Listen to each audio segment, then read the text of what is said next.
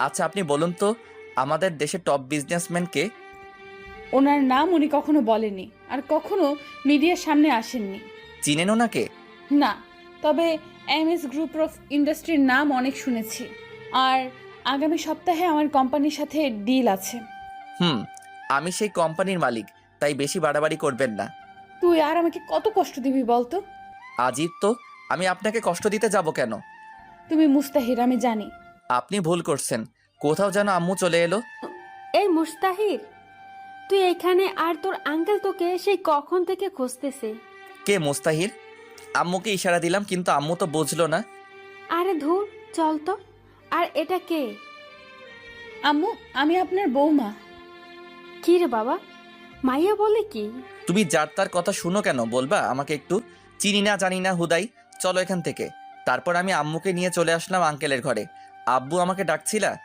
আসলে আমার সব বিজনেস পার্টনারগুলো তোকে দেখতে চাই। পরিচয় করিয়ে দিবা?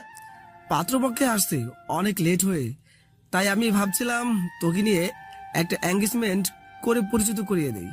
তোমার যা মনে হয় করো। তুমি যাও, গিয়ে রেডি হও। আচ্ছা, আমি চলে আসলাম আমার রুমে। এসে আমি খারাপ চেঞ্জ করব, তখন হুট করে উর্মি চলে এলো। আপনি আবার এখানে কি করতে আসছেন? বারে, আমার হবু বরের রুমে আসবো না? কে আপনার হবু বর? কেন, তুমি? আপনি এখন বের হবেন, আমি চেঞ্জ করব। তো করো, সমস্যা কোথায়? আপনার সামনে করব নাকি? হুম, সমস্যা কই? অনেক সমস্যা, আপনি বের হন, ঝামেলা শেষ। যাব না আমি। বলেই আমাকে জড়িয়ে ধরলো। তুমি কেন বুঝো না আমি তোমাকে ছাড়া থাকতে পারবো না? জানো তোমাকে কত খুঁজছি। আমাকে ছাড়ুন বলছি। না। জোর করে ছাড়িয়ে নিলাম, ঠাস করে দিলাম একটা। সমস্যা কি তোর? আমি যখন চাষা ছিলাম তখন আমার যোগ্যতা নাই, আর এখন আমি বিজনেসম্যান, তাই আমাকে নিয়ে স্বপ্ন হাজারো, তাই তো? আমি তোমাকে ভালোবাসি। কিন্তু আমি তো ভালোবাসি না। তুমিও তো আমাকে ভালোবাসতা। বাসতাম, এখন বাসি না। এবার এখান থেকে জানতো। ঠিক আছে।